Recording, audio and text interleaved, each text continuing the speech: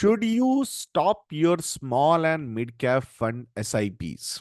ये क्वेश्चन मैं आप लोगों से क्यों पूछ रहा हूँ? बिकॉज वी आर इन अ वे, मतलब लोग बोलते हैं कि हम म्यूचुअल फंड्स SIP इन्वेस्टिंग को काफी प्रमोट करते हैं, और उसमें अब ये पर्टिकुलर वीडियो क्यों आ रहा है? So please bear with my voice, actually I am not well, so but I will try, because कल गौरव का फोन आया था मुझे, और मिस्टर नरेंद्र शंकरन जी का एक वीडियो बहुत फेमस हो रहा है. Specifically, he is clearly suggesting that you need to stop your small and mid cap fund SIPs. Even if he is suggesting that you should take out your money from small and mid cap and you should invest into large cap or hybrid funds, equity and debt funds, or balanced advantage fund, depending on your risk profiles. So पहले ये थोड़ा सा समझने की कोशिश करते हैं कि why is he suggesting this.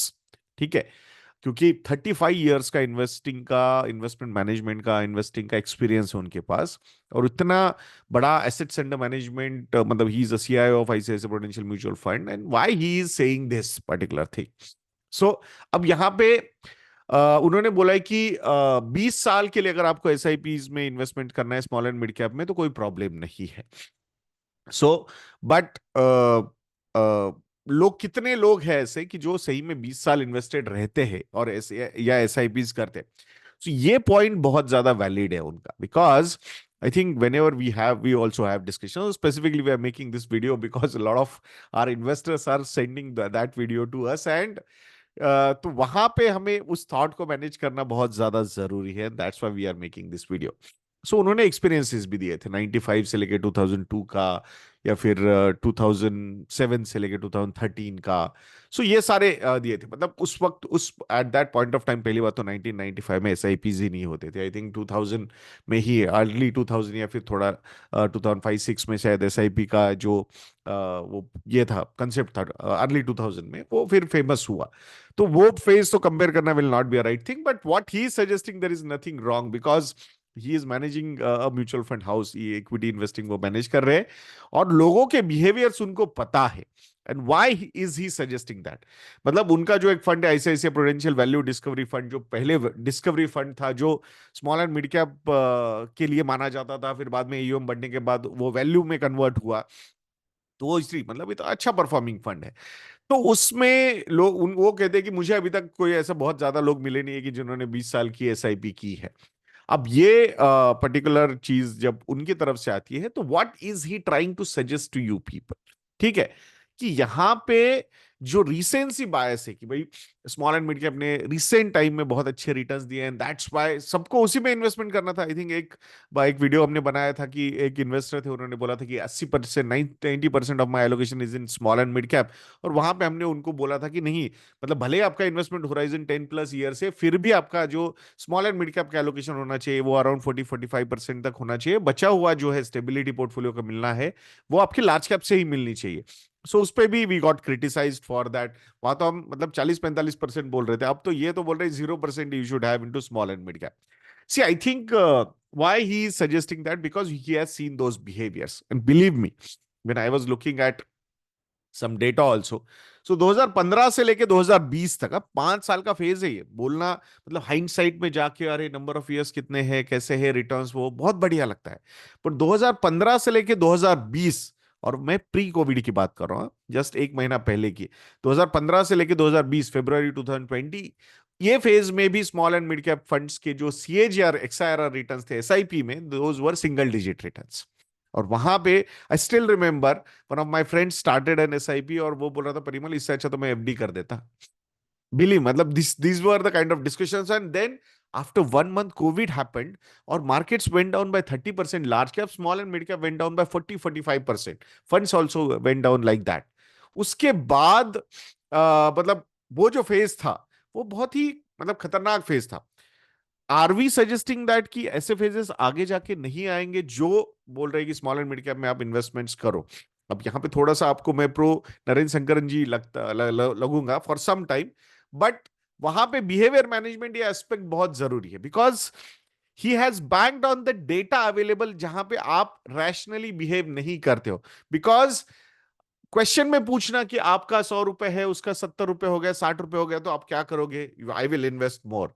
But actually when you have your 1 crore invested and it went down to 70 lakhs और 60 lakhs, at that point of time behaviours change हो जाते हैं. सो हाइंडसाइट में 20-30% का फॉल देखना और एक्चुअली में 20-30% का फॉल देखना, इसमें बहुत डिफरेंस है. In 1 month, last 1.5 months, we have seen almost 19% small cap indices going down. 19% price correction पे मैं बोल रहा हूं. उस पे अगर हम 4-5% का टाइम करेक्शन जोड़ देते हैं सिंस सितंबर, तो that correction was almost 24-25%. I will not be surprised again. Listen to this particular statement quite carefully. I will not be surprised over the period of next 1 or 2 years. The price plus time correction numbers could be around 30 to 40% on the small and mid cap side. But that is the time actually जब आपके ये investments होते रहनी चाहिए. वो उनका जो point है मैं पूरा मान रहा हूं उसमें, कि आपका लॉन्ग टर्म इन्वेस्टमेंट होराइजन होना चाहिए. Because I will not be surprise, cycles will repeat, cycles of consolidation will repeat, cycles of corrections will repeat, and उसमें आप आपका बिहेवियर नहीं मैनेज कर पाएंगे. बट मैं एक चीज पे उनसे भी एग्री नहीं करूंगा कि भाई लार्ज कैप में ही बचोगे और लार्ज कैप में करेक्शन ही नहीं होने वाला है. बिकॉज इन्वेस्टर्स का जो बिहेवियर है वो अक्रॉस इंडस्ट्री सेम. सो इसीलिए जो आपका पूरा पोर्टफोलियो, उसमें balancing act is very important. There is an importance of hybrid fund if the horizon is 3 to 5 years. There is an importance of large cap fund if the horizon is 5 to 7 years. There is an importance of flexi cap, multi cap kind of categories or large and mid cap categories if the investment horizon is 10 plus 7 to 10 years. And if your investment horizon is 10 plus years, then and then only introduction of small and mid cap categories should be in your portfolio, but the acquisition should be in a systematic way.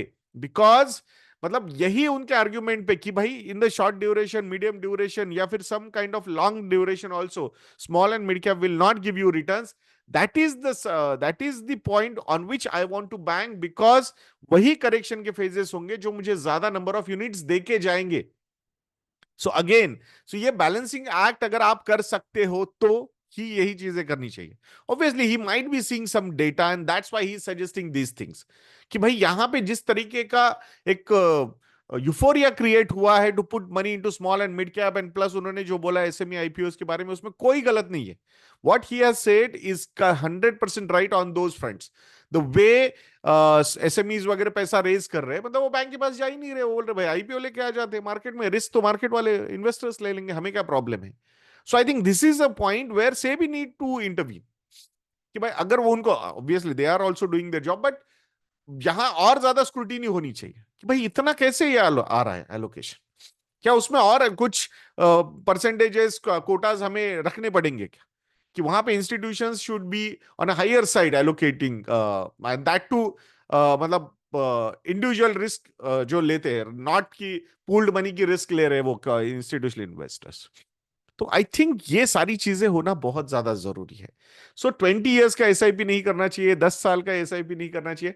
I will still feel that कि इस phase में या जो phases आएंगे इस next 10 years में, वो आप मैनेज नहीं कर पाओगे. बिलीव मी, अगर 1,000 लोग ये वीडियो देख रहे हैं, एग्जांपल 1,000 लोग ये वीडियो देख रहे हैं, सो अराउंड अभी के सिनारियो में 700-800 ऐसे होंगे those who will not like what Mr. Narendra Shankar is saying, और 200-250 ऐसे होंगे कि हाँ भाई ये तो सही कह रहे हैं. अगर ये करेक्शन और ज्यादा कंटिन्यू रहा टाइम और प्राइस करेक्शन का, तो ये percentage of following what mister Narendra Shankar is saying ये बढ़ता जाएगा. Because that's what has happened and that's what he is sharing with you, कि आप लोग नहीं रहोगे उसमें. अच्छे अच्छे लार्ज कैप ओरिएंटेड फंड्स में आप नहीं रहते हो, तो स्मॉल एंड मिड कैप में कहां से रहोगे इतने समय के लिए, और वो भी ऐसे वो वोलेटिलिटी लीथल होगी. जो उन्होंने एक चीज बोली थी कि SIP should be into an undervalued और अ वोलेटाइल एसेट क्लास, तो इक्विटी अंडर वैल्यूड, मतलब the way liquidity is coming, undervalued कब रहेगा we don't know, until unless there is a big crisis which will come. And in that particular crisis I strongly feel that even large caps will also not be spared. हाँ, भले वो उनका percentage fall laser रहेगा, तो अब उसमें हम खुशी मानेंगे क्या कि मतलब हाँ इसका फॉल कम हुआ तो इसका ज्यादा हुआ. आई अंडरस्टैंड, मैनेज करना बिहेवियर आसान हो सकता है उस केस में. उसके देयर विल बी फेजेस जहां पे आपको लगेगा यार एफडी अच्छी है, क्योंकि 2015 से 20 का फेज था जहां पे लोगों को एफडी अच्छी लग रही थी, यार ये एसआईपी से अच्छा तो मैं आरडी कर देता. क्योंकि उसके बाद टैक्सेशन भी आया था, अरुण जेटली जी ने टैक्सेशन भी इंट्रोड्यूस किया था। तो ये फेजेस रहेंगे। So what he is trying to tell you, he is banking on your behaviours which have been created. मतलब हिस्ट्री क्या बोलती है, हिस्ट्री तो ये है ना कि मतलब ह्यूमन बिहेवियर्स रिपीट होते हैं। So that's what he's banking on. So we still feel some percentage of allocation towards small and mid cap SIP वे से वो कंटिन्यू होना चाहिए। जो रिसेंसी बायस देख के लोग आ रहे हैं बार बार इन्वेस्टमेंट्स करने के लिए, वहां पे रिस्ट्रिक्शंस होना चाहिए। क्वालिटी देन कि ऐसे fund managers you will have to find out कि जो क्वालिटी पे या वैल्यूएशन पे या लेस लो बीटा लेके लो रिस्क लेके वो पर्टिकुलर कैटेगरीज मैनेज करने की कोशिश कर रहे हैं। तो ये सारी चीजें उसी तरीके से होनी चाहिए। So it's very, very important thing. So again, I will not deny what he is saying. वो वाइज वर्ड्स है। और जब कोई 7-8 लाख करोड़ रुपए की एएमसी के सीआईओ है, तो I think we will have to listen to him carefully, there is no doubt about that. So मतलब उस फेज में, but I we will still feel कि SIP way is the best way. SIPs I will still feel कि we should continue with that, but the allocation should be restricted. जो euphoria create होके 70-80-90 सब कुछ small and mid cap में डाल देंगे, I think those were not right things to do. उस angle से आपको मतलब अच्छे से अपने एसेट एलोकेशन को मैनेज करके ही आपको आगे जाना बहुत ज्यादा जरूरी है। लोगों का म्यूचुअल फंड की तरफ देखने का ही तरीका एक प्रोडक्ट बोल के है, उस एंगल से वो सही है what he is saying. But अगर प्रोसेस का एक पार्ट बोल के आप अगर म्यूचुअल फंड को देख रहे हो, तो उसमें मुझे लगता है कि you can manage your money quite well with your financial goals, with your risk profile. So please मतलब इसको with due respect to everybody, we are trying to we are making this video. So we do मतलब यहाँ पे कोई debate open करना, कोई troll open करना, ये कोई ऑब्जेक्टिव्स नहीं है हमारे। I respect mister Narendra Shankaran to the मतलब best level possible, because I know the person he what person he is. और उनमें कोई तो ये मतलब उनको पता है कि बिहेवियर्स ऐसे ही होंगे। एंड बिलीव मी, मतलब आज भी अगर 100 अभी इसे एग्जांपल 1000 लोगों में से 990 लोगों को लग रहा है हाँ यार ये बात तो सही कर रहा है इसमें, बिलीव मी वो 990 में से 90 भी फॉलो नहीं करेंगे अगर मार्केट 4-5% रिटर्न नहीं देता है। जस्ट ये थॉट ही देखो कितना मतलब डेंजरस लगता है हमें, कि अगर 4-5 साल रिटर्न नहीं दिखते हमें बहुत अच्छे, या फिर सिंगल डिजिट में हम देखते हैं returns small and mid cap space में, तो क्या रहेगा। क्योंकि उसके बाद वाला 5 साल, और अगर आप ये सोच रहे हो कि नहीं नहीं वो जब ऐसे दिखेंगे फिर मैं लमसम जाके इन्वेस्ट कर दूंगा and then at that point of time, right, believe me the pessimism will be the highest at that point of time. और पेसिमिज्म काफी लॉजिकल लगता है। सो प्लीज, सो आशा करता हूं कि ये वीडियो आपको हेल्प करेगा। ऐसे वीडियोस के लिए चैनल पे बने रहिए, वीडियो को लाइक करना, शेयर करना, चैनल को सब्सक्राइब करना बिल्कुल मत भूलना। नेक्स्ट वीडियो में मिलते हैं। जय हिंद।